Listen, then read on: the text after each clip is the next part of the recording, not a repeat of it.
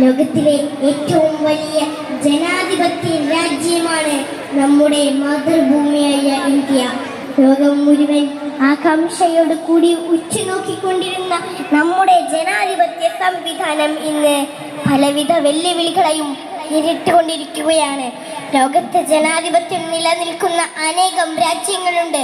തിരഞ്ഞെടുപ്പിലൂടെ ജനങ്ങൾ ഭരണാധികാരികളെ തിരഞ്ഞെടുക്കുന്നു എന്ന പരിമിതമായ അർത്ഥത്തിലാണ് അവയെ ജനാധിപത്യ രാജ്യങ്ങൾ എന്ന് വിളിക്കുന്നത്.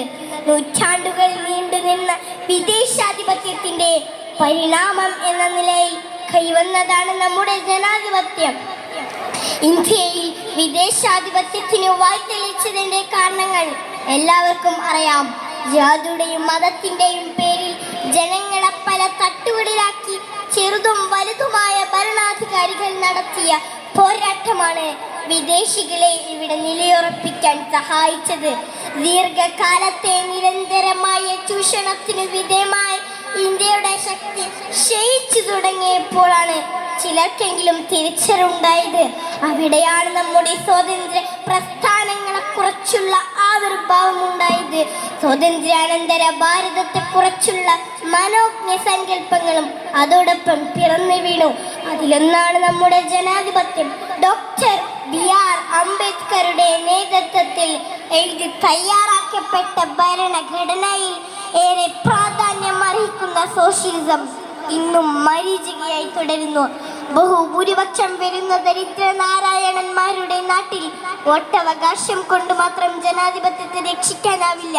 മറിച്ച് സാമൂഹിക, സാംസ്കാരിക, സാമ്പത്തിക രംഗങ്ങളിലെ അസമത്വം കൂടി അവസാനിപ്പിച്ചാലേ ജനാധിപത്യത്തിന്റെ പൂർണ്ണമായ അർത്ഥം കൈവരിക്കുകയുള്ളൂ. നിർഭാഗ്യകരമെന്ന് പറയട്ടെ, ഇന്നും ആ വഴിക്കുള്ള യാതൊരു നീക്കങ്ങളും നടക്കുന്നില്ല. ദാരിദ്ര്യവും തൊഴിലില്ലായ്മയും പെരുകി വരുന്നു. രാജ്യത്തെ ബഹുഭൂരിപക്ഷം പൗരന്മാരും ജനിച്ചു വളരുന്നത് തുറച്ചു നോക്കുന്ന അനിശ്ചിതമായ ഭാവിയെ അഭിമുഖീകരിച്ചുകൊണ്ടാണ്. ജീവിതത്തിന്റെ നാനാ തുറകളിലും അഴിമതി നടമാടുന്നു. നാട്ടിൻ പുറത്ത് സർക്കാർ ആഫീസ് മുതൽ സമുന്നതരായ ഭരണാധികാരികളുടെ കൊത്തളങ്ങൾ വരെ അഴിമതിയുടെ കൂത്തരങ്ങായി മാറിക്കൊണ്ടിരിക്കുന്നു. ഇന്ത്യൻ ജനാധിപത്യം നേരിടുന്ന മറ്റൊരു വെല്ലുവിളിയാണ് പ്രാദേശികവാദം. ജാതിയുടെയും മതത്തിന്റെയും ഭാഷയുടെയും ദേശത്തിന്റെയും ഭക്ഷണത്തിന്റെ പേരിൽ പോലും ജനങ്ങൾ പരസ്പരം പോരടിക്കുന്നു.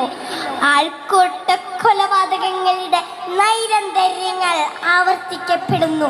സംസ്ഥാനങ്ങൾക്കു വേണ്ടി മുറവിളിക്കൂട്ടുന്നു.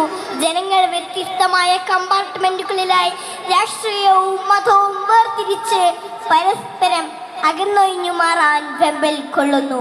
ജനങ്ങളുടെ മൗലികമായ ആവശ്യങ്ങൾ പരിഹരിക്കുകയും സാമൂഹിക, സാമ്പത്തിക, സാംസ്കാരിക രംഗങ്ങളിൽ സന്തുലിതാവസ്ഥ കൈവരിക്കുകയും ചെയ്യുക എന്നത് ജനാധിപത്യത്തിന്റെ സുസ്ഥിതിക്ക് അത്യന്താപേക്ഷിതമാണ്. പ്രശ്നത്തിന്റെ ഗൗരവം മനസ്സിലാക്കി പരിഹാരത്തിനു വേണ്ടി ശ്രമിക്കേണ്ടിയിരിക്കുന്നു. ചുമതലപ്പെട്ടവരുടെ വാചക കസർത്തല്ല, ആത്മാർത്ഥമായ പരിശ്രമമാണ് അതിന് വേണ്ടത്. വ്യക്തിയും സമൂഹവും നാടിന്റെ സുന്ദരമായ ഭാവിക്ക് വേണ്ടി പ്രതിജ്ഞിക്കാൻ തയ്യാറാവുക. അതിനുവേണ്ടി പ്രതിജ്ഞയെടുക്കുക. എങ്കിലേ സമത്വ സുന്ദര ഭാരതം എന്ന നമ്മുടെ സ്വപ്നം സാക്ഷാത്കരിക്കപ്പെടുകയുള്ളൂ. അതിനുവേണ്ടിയാവട്ടെ നമ്മുടെ പ്രയത്നങ്ങളെന്ന് വിനയത്തോടെ ഓർമ്മപ്പെടുത്തിക്കൊണ്ട് ഞാൻ എൻ്റെ വാക്കുകൾ ഉപസംഹരിക്കുന്നു.